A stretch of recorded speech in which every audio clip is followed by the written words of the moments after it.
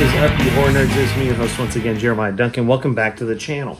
Today's review that I got for you is a 2020 film that we need to discuss. We need to ensure your safety, whether it is in your home, at another friend's house, and that you probably don't need to watch it. Just saying. Let's talk about it. 2020 film, Don't Let Them In. So this runs for an hour and 21 minutes. It is not rated. With all that being said, so sometimes we go to stores, we see things, and we think, dude, that looks badass.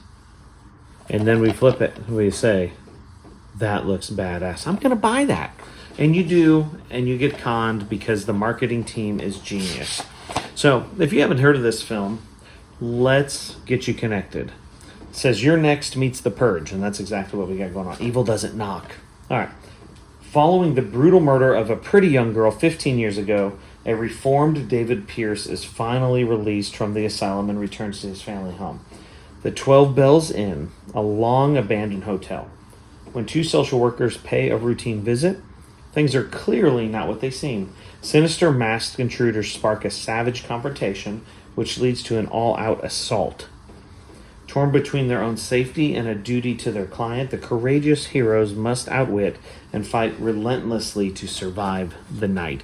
So it is a home invasion style film, of course, like it says, like in the vein of Your Next and The Purge and Strangers and things like that, which I love those style of movies because you're like, they've got a mask on. Most of the time, they're not really saying anything. So you're like, what the hell do they want? Why are they wanting the house?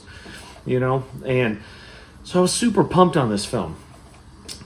It's a B movie. I mean, it's definitely a low-budget independent film and an indie film. I love those. Another win. However, the director of this film, it was his first time directing a film. I'm not saying I could do it better, but I'm just saying that it shows, and kudos to him for getting out there and trying and doing it. Hats off to you, because I know it's very difficult. But it really shows, because the cinematography is not that great.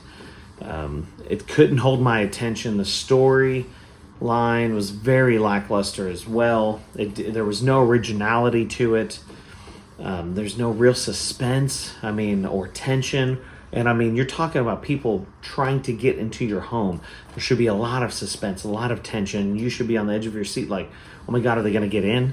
None of that happened in this film.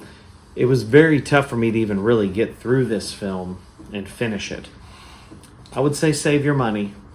Despite this cool cover and the marketing team, save your money. It's not really worth the watch. Even if you were to get this for free, or you had a evening alone and you felt like throwing on something, you could turn it on, but I'm just going to tell you probably won't make it through. It's a tough one.